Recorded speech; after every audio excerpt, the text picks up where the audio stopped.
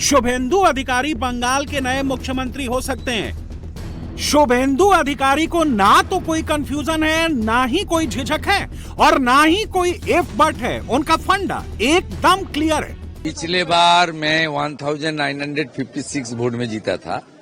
इस बार करीब करीब 10,000 वोट में चुनाव जीता और नंदीग्राम का हिंदू जनता फिर मुझे जिताया। वहां मुसलमान वोट पूरा के पूरा टीएमसी को मिला। ये लोग बहुत कट्टरवादी, इसलिए मेरा मार्क ठीक है। मैं नंदीग्राम का हिंदू के लिए काम करूंगा। जो टीएमसी चुनाव के दौरान बीजेपी को बंगाल के कल्चर की समझ नहीं होने का आरोप लगाती थी, अब इसका जवाब बीजेपी बंगाल में 9 मई को देगी, रविंद्रनाथ टैगोर की जयंती पर। यानी 9 मई के दिन बंगाल में बीजेपी का पहला मुख्यमंत्री शपथ ले सकता है।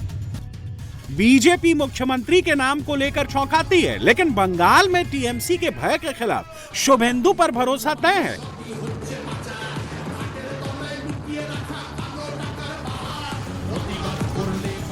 अब बारी इस उजाले को बरकरार रखना है, एक टीम बनानी है, एक ऐसा मुख्यमंत्री चुनना है जो बीजेपी के हर वादे को, पीएम मोदी की हर गारंटी को बंगाल में इंप्लीमेंट कर सके।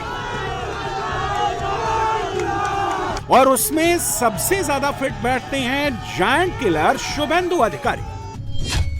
2021 और 2026 दोनों चुनावों में शुभेंदु ममता बनर्जी को सीधी फाइट में हराकर अपनी काबिलियत साबित कर चुके हैं। पश्चिम बंगाल के नंदीग्राम में 2021 में और भवानीपुर में 2026 में लगातार दूसरी बार मौजूदा मुख्यमंत्री को हराने का रिकॉर्ड बना चुके हैं।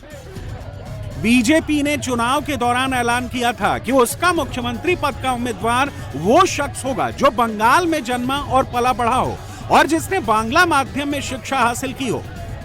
दिलचस्प बात यह है कि शुभेंदु अधिकारी उन सभी कसौटी पर खरे उतरते हैं जिनका जिक्र केंद्रीय मंत्री अमित शाह ने चुनाव प्रचार के दौरान मुख्यमंत्री पद के लिए चेहरे के लिए बताई थी।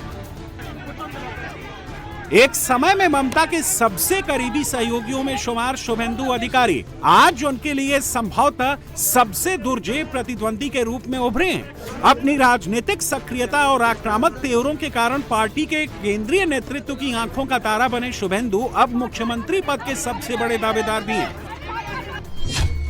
शुभेंदु को साल 2020 तक मुख्यमंत्री ममता बनर्जी का नंबर 2 माना जाता था, लेकिन पार्टी में अभिषेक बनर्जी के बढ़ते प्रभाव ने उनको धीरे धीरे हाशिए पर पहुंचा दिया। उसके बाद 2021 के चुनाव के ठीक पहले शुभेंदु ने बीजेपी का दामन थामा था। बीजेपी में शामिल होने के करीब 4 महीने के अंदर हुए उस विधानसभा चुनाव में शुभेंदु अधिकारी ने बीजेपी को 3 से 77 सीटों तक पहुंचा दिया था।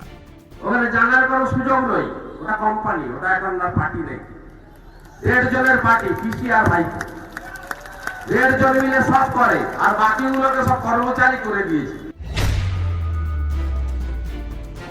2021 में चुनाव जीतने के बाद शुभेंदु को विधानसभा में विपक्ष का नेता बनाया गया। उसके बाद बीते 5 साल के दौरान वो लगातार सरकार पर हमलावर रहे और तृणमूल के गढ़ माने जाने वाले इलाकों में भी अपने आंदोलनों के जरिए हिंदुत्व की पिच पर बीजेपी की जमीन को लगातार मजबूत करते रहे। भगवान पुरुषोत्तम रामचंद्र महाराज हम लोग का दिल में है, भारत का शान है, मान है, पूज्यपाद है। जितना उसका खिलाफ बोलेगा उसका भारत के असम्मान होगा।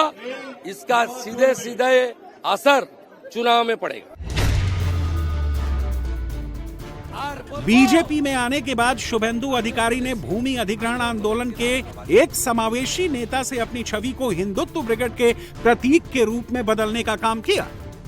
আর বলবো আমিও বলেছি রাষ্ট্রবাদী মুসলিম, আপনারাও বলেছেন सबका साथ सबका विकास।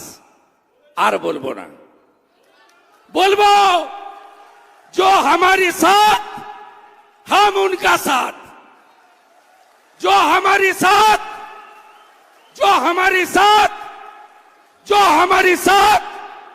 हम उनका साथ, सबका साथ सबका विकास।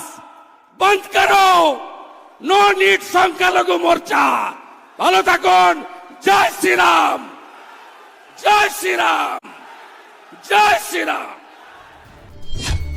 आरएसएस की शाखाओं में प्रशिक्षित शुभेंदु ने 1980 के दशक के अंत में कांग्रेस के छात्र संगठन छात्र परिषद के सदस्य के रूप में राजनीति में कदम रखा। 1995 में पहली बार चुनावी राजनीति में किस्मत आजमाई और कांथी नगर पालिका के पार्षद चुने गए, जिसका नेतृत्व उनके पिता शिशिर अधिकारी ने 1967 से 2009 तक किया था। शुभेंदु अधिकारी 1999 में अपने पिता के साथ तृणमूल कांग्रेस में शामिल हो गए। इसके बाद उन्होंने 2 बार चुनाव लड़ा, लेकिन दोनों बार असफल रहे। 2001 के विधानसभा चुनाव और 2004 के लोकसभा चुनाव में अंततः शुभेंदु अधिकारी को 2006 में सफलता मिली, जब उन्होंने कोंटाई विधानसभा सीट जीती।